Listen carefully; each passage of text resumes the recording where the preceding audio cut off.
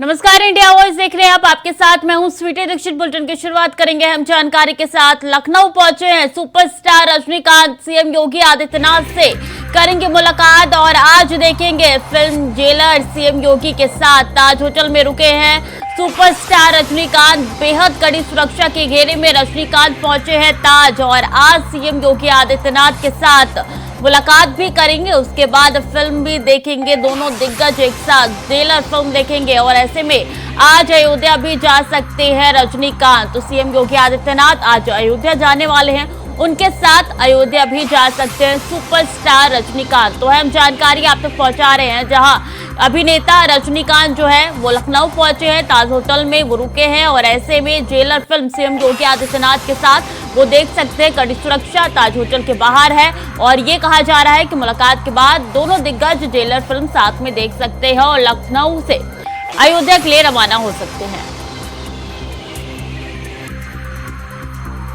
तो सीएम योगी आदित्यनाथ के साथ फिल्म देखेंगे रजनीकांत।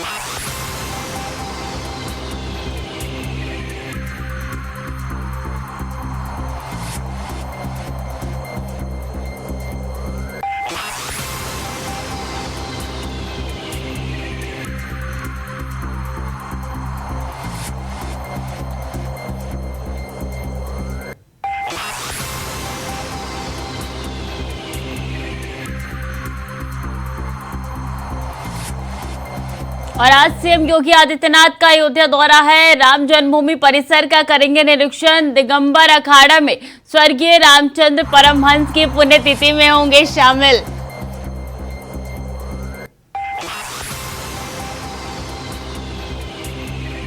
तो अहम जानकारी आप तक पहुंचा रहे हैं, जहां राम जन्मभूमि परिसर का निरीक्षण करेंगे सीएम योगी आदित्यनाथ। दिगंबर अखाड़ा में स्वर्गीय रामचंद्र परमहंस की पुण्यतिथि में शामिल होंगे सीएम योगी। तो अहम जानकारी, आज अयोध्या दौरे पर रहेंगे सीएम योगी आदित्यनाथ। कार्य कितने पूरे हो चुके हैं, कितने बाकी है, तमाम कार्यों का जायजा उनकी तरफ से लिया जाएगा, क्योंकि जनवरी में यहाँ पे प्राण प्रतिष्ठा का कार्यक्रम होना है और ऐसे में कार्य तेजी से आगे बढ़े, इसका भी खासा ख्याल रखा जा रहा है। तो दिगंबर अखाड़ा में स्वर्गीय रामचंद्र परमहंस की पुण्यतिथि में सीएम योगी आदित्यनाथ शामिल होने के लिए अयोध्या जाएंगे। अयोध्या दौरा काफी महत्वपूर्ण है सीएम योगी आदित्यनाथ का।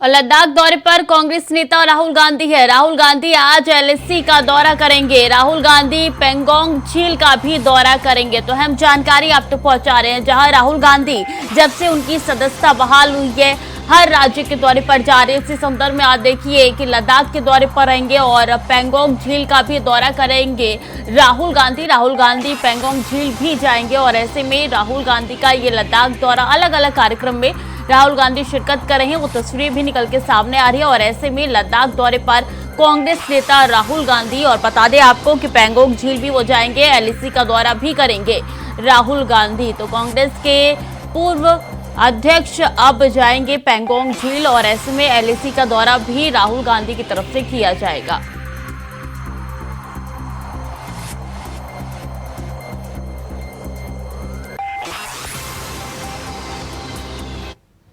अब भारत चीन में मेजर जनरल स्तर की बातचीत हुई है। पूर्वी लद्दाख में जारी गतिरोध को लेकर यह बातचीत हुई है। दोनों देशों के बीच डीबीओ चुशूल में बातचीत हुई है। डेप्सांग प्लेन्स सीएनएन जंक्शन को लेकर भी बातचीत हुई है। तो अहम जानकारी आप तक पहुंचा रहे हैं, जहां पूर्वी लद्दाख में जारी गतिरोध के बीच ये बातचीत हो रही है और गतिरोध को लेकर भी ये बातचीत हो रही है। दोनों देशों के बीच डीबीओ चुशूल में बातचीत हुई है। बता दें, डेप्सांग प्लेन्स सीएनएन जंक्शन को लेकर दोनों पक्षों में बातचीत हुई है। तो देखिए, बातचीत का दौर लगातार कई दिनों से जारी है और इसी संदर्भ में जनरल स्तर पर यह बातचीत हुई है। दोनों पक्षों में, दोनों देशों के बीच जो गतिरोध है उसको लेकर, पूर्वी लद्दाख को लेकर जो गतिरोध है उसको लेकर ये बातचीत हुई है और ऐसे में ये बातचीत काफी ज्यादा महत्वपूर्ण मानी जा रही है।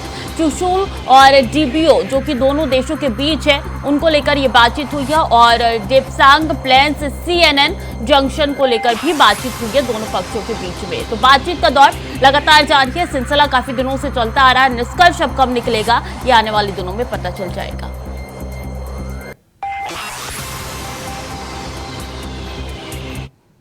वह इनकम टैक्स में हुए महत्वपूर्ण तबादले, प्रसन्नजीत सिंह DGIT इन्वेस्टिगेशन दिल्ली बने हैं। सहारा ग्रुप पर इन्होंने ही की थी रेड और ऐसे में Meeta Singh PR director investigation Lucknow नियुक्त की गई है। तो प्रसन्नजीत सिंह DGIT इन्वेस्टिगेशन दिल्ली बने हैं। बता दें कि सहारा ग्रुप पर इन्होंने ही रेड की थी और ऐसे में अगर मीता सिंह की बात की जाए तो Meeta Singh PR director investigation Lucknow नियुक्त की गई है। तो हम जानकारी आप तक पहुंचा रहे हैं, जहां मीता सिंह को PR डायरेक्टर इन्वेस्टिगेशन लखनऊ नियुक्त किया गया है। इनकम टैक्स में हुए हैं महत्वपूर्ण तबादले और ये तबादले के तहत प्रसन्नजीत सिंह DGIT इन्वेस्टिगेशन दिल्ली बनाए गए हैं। बता दें कि सहारा ग्रुप पे जो पहली रेड थी वो प्रसन्नजीत सिंह की तरफ से ही की गई थी। ऐसे में उनका तबादला हो चुका है और इस तबादले की कड़ी में एक और नाम निकल के सामने आ रहा है। उनका नाम मीता सिंह है। तो मीता सिंह PR डायरेक्टर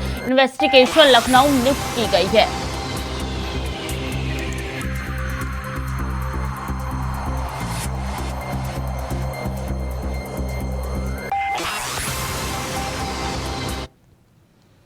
और छत्तीसगढ़ के मुख्यमंत्री भूपेश बघेल ने कहा कि हमारी पार्टी के सभी कार्यकर्ता उत्साहित हैं और वो चुनाव की तारीखों का इंतजार कर रहे हैं। भाजपा ने कल 21 उम्मीदवारों की सूची में सबसे चौंकाने वाला टिकट विक्रांत सिंह का है।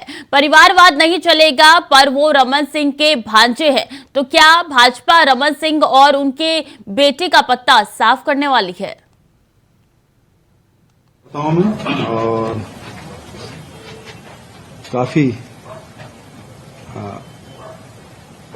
ऊर्जा भी है और सारे हमारे कार्यकर्ता है वो चुनाव की तिथि का इंतजार कर रहे हैं। आप आश्वस्त हैं कि तरफ से सरकार बनेगी, 75 पार का जो नारा है वो सफल होगा। दूसरी तरफ भारतीय जनता पार्टी भी पूर्ण बहुमत की सरकार बनाने का दावा कर रही है। आपके प्रतिद्वंदी विजय बघेल जी कह रहे हैं कि पाटन भी इस बार हम जीतेंगे। कल 21 लोगों की सूची जारी हुई। पहली बात तो यह है कि पूर्व प्रदेशाध्यक्ष और पूर्व गृह मंत्री उसका पत्ता साफ हुआ, रामसेवक काटरा। दूसरा, जो घर भर पाने वाले हैं OP चौधरी, उसका खरसिया से पत्ता साफ हो गया। तीसरा, जो सबसे चौंकाने वाला जो टिकट है वो विक्रांत सिंह का है। परिवारवाद नहीं चलेगा, तो रमन सिंह के भांजे हैं, तो रमन सिंह जी और उसके बेटे के पत्ती क्या साफ करने वाली भारतीय जनता पार्टी। ये तो कल जो रिजल्ट आया उससे सबसे बड़ी खबर तो यही होना चाहिए था, लेकिन आप लोगों ने उसका ध्यान दिया नहीं है।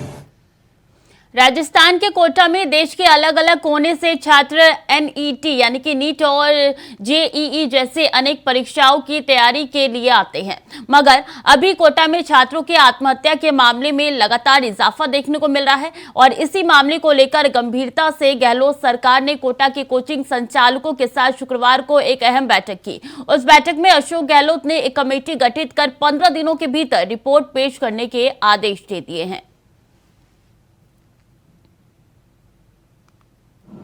अब आप बताइए, आप 10वीं 5 बच्चों को, जैसे 5 भी नहीं क्या होता, उन बच्चों को बुला लेते हैं, 10वीं कार्य लगती उसकी। मतलब बताइए कि तो क्राइम कर लो आप लोग कि आप जो है ऐसा हो गया कि IIT बन गया तो खुदा बन गया देश के अंदर, वो माहौल नहीं है वो। और वो आप जो है 90 पास चीनी और कोचिंग क्लास में आ जाते हैं और वो तो नाम लिखते हुए फर्जी स्कूल के अंदर के नाम लिखते हैं। स्कूलों में लिखा नाम, आप शिक्षा मंत्री नाम तो कटवा दीजिए वहां से। जो IIT के कोर्स कोचिंग कर रहा है और वो खाली वहां ड्यूटी हारी लगवाता वहां पर बच्चा, कोई पेरेंट की भी गलती है और कोचिंग क्लासेज की शर्तों की गलती है। आप उनकी जमीन नाम भरवा करके आप उनको कोचिंग करवा रहे हो, बच्चे स्कूल जाते। मध्य प्रदेश के मुख्यमंत्री शिवराज सिंह चौहान ने शुक्रवार को पन्ना जिले के गुन्नौर में मुख्यमंत्री लाडली बहना सम्मेलन को संबोधित करते हुए कहा कि मैं धीरे धीरे लाडली बहना योजना की राशि 1,000 रुपए से बढ़ाकर 3,000 रुपए प्रति माह करूंगा। गुन्नौर में महाविद्यालय में विज्ञान संकाय की कक्षाएं शुरू की जाएंगी। साथ ही गुन्नौर की कन्या हाई स्कूल को हायर सेकेंडरी स्कूल बनाया जाएगा। उन्होंने आगे पूर्व की कमलनाथ सरकार पर तंज कसते हुए कहा कि कांग्रेस और कमलनाथ की सरकार ने सत्ता में आते ही हमारी योजनाएं बंद कर दी।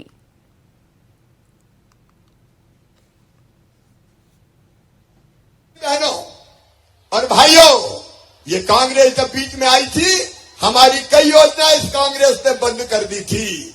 मैं मेरी बहनों, बेगा भाइया शहरिया बहनों को 1,000 रुपया देता था, कांग्रेस और कमलनाथ आई बंद कर दिया। मैं बच्चों को साइकिल के पैसे देता था, 2 मिनट रुक जाओ, अभी नहीं, मैं बोल रहा हूं। साइकिल के पैसे देता था, इस कांग्रेस ने बंद कर दी थी। मैं अपने बेटों को और बेटियों को लैपटॉप के पैसे देता था, कांग्रेस ने वो भी बंद कर दिए। गरीब बहनों को बेटा बेटी के जन्म के पहले 4,000 और जन्म के बाद 12,000 देता था, वो भी बंद कर दिए। बेटी की शादी करवाते थे, कन्यादान, उसके पैसा भी कांग्रेस और कमलनाथ ने नहीं दिए। और तो और बुजुर्गों को तीर्थ यात्रा करवाते थे, वो तीर्थ यात्रा भी बंद कर दी। अब हमने फिर तीर्थ यात्रा शुरू कर दी है, लेकिन बुजुर्गों केवल रेल से नहीं, हवाई जहाज से भी तीर्थ ले जाऊंगा, हवाई जहाज से।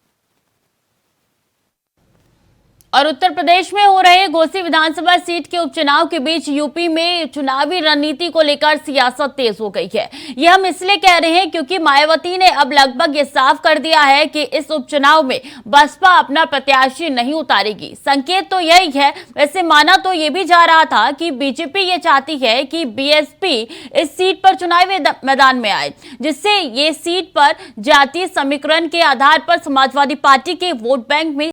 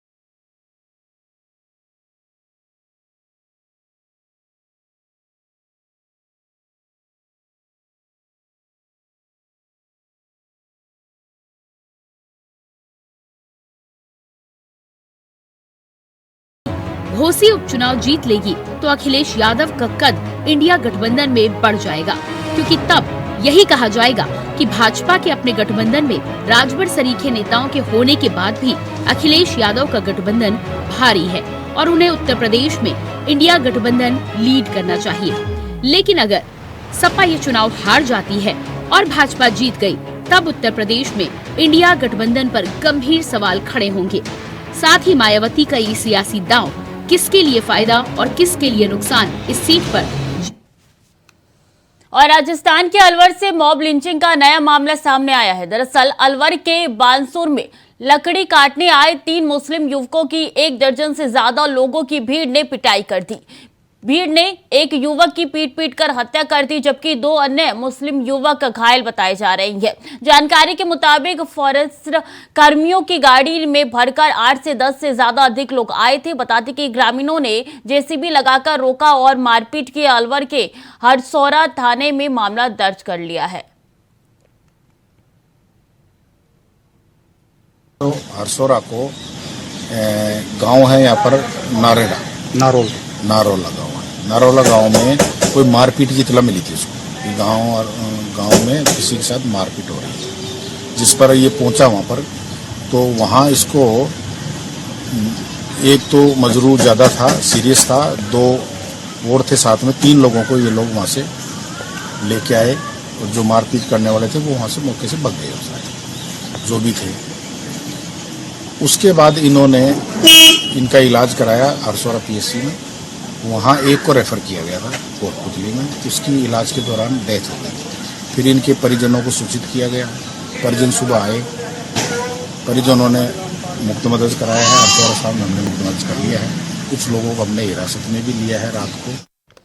और इस बीच अहम जानकारी आ रही है कि पीएम और उनके पिता पर टिप्पणी का ये पूरा मामला है। कांग्रेस प्रवक्ता पवन खेड़ा को नहीं मिली है राहत। पवन खेड़ा को नहीं मिली राहत, याचिका उनकी खारिज हो चुकी है और ऐसे में हाईकोर्ट के लखनऊ बेंच से नहीं मिली है कोई राहत। हाईकोर्ट के न्यायमूर्ति ने याचिका पर दिया है आदेश। तो अहम जानकारी आप तक पहुंचा रही है। जहां पवन खेड़ा को राहत नहीं मिली है, उनकी राहत वाली याचिका को खारिज कर दिया गया है। उनके पिता, पीएम मोदी के पिता और पीएम मोदी पर टिप्पणी करने का ये पूरा मामला है, जिसको लेकर पवन खेड़ा की मुश्किलें कम होने का नाम नहीं ले रही है। तो हाईकोर्ट के न्यायमूर्ति ने याचिका पर दिए हैं आदेश। तो अहम जानकारी आप तक पहुंचा रहे हैं, जहां पीएम और उनके पिता को इस टिप्पणी की गई थी पवन खेड़ा की तरफ से उनके ऊपर, और इसके बाद से अब पवन खेड़ा की मुश्किलें कम होने का नाम नहीं ले रही है। उनको कोई भी राहत नहीं मिली है। राहत की याचिका खारिज कर दी गई है कोर्ट की तरफ से।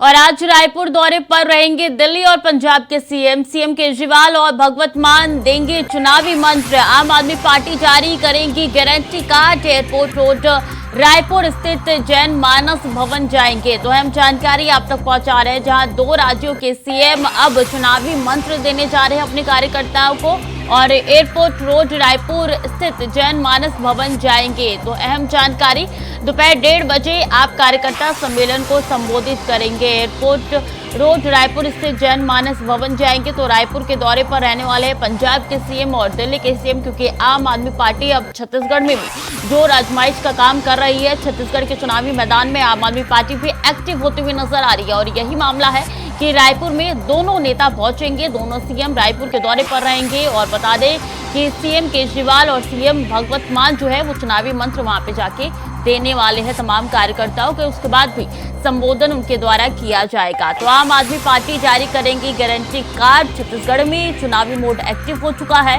और चाहे कांग्रेस हो, आम आदमी पार्टी हो, चाहे बीजेपी हो, सब चुनावी मैदान में उतर चुकी है।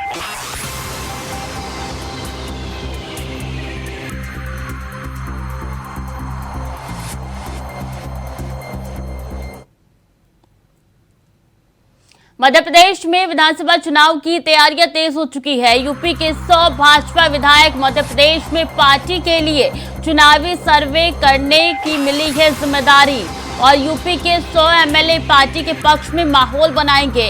इसके साथ विधायकों को आज भोपाल में मिलेगा प्रशिक्षण और प्रत्येक एमएलए को एक विधानसभा क्षेत्र में भेजा जाएगा। एक सप्ताह तक चुनाव के लिहाज से सीट की था लेंगे और सभी विधायक मौजूदा स्थिति का आकलन भी करेंगे। बता दें कि स्थिति का आकलन कर केंद्रीय नेतृत्व को रिपोर्ट देंगे। तो मध्य प्रदेश में अब अलग तैयारी देखने को मिल रही है। बीजेपी की सभी एमएलए को एक एक सीट पकड़ा दी गई है, था लेनी है। उसके बाद रिपोर्ट जो है वो केंद्र तक पहुंचाई जाएगी कि कितने पानी में इस वक्त बीजेपी नजर आ रही है। तो एक सप्ताह का टारगेट दिया गया है। इसके बाद रिपोर्ट जो है वो केंद्र सरकार को पहुंचानी है। केंद्र को ये रिपोर्ट पहुंचानी है। आला कमान आगे का फैसला लेंगे। फिर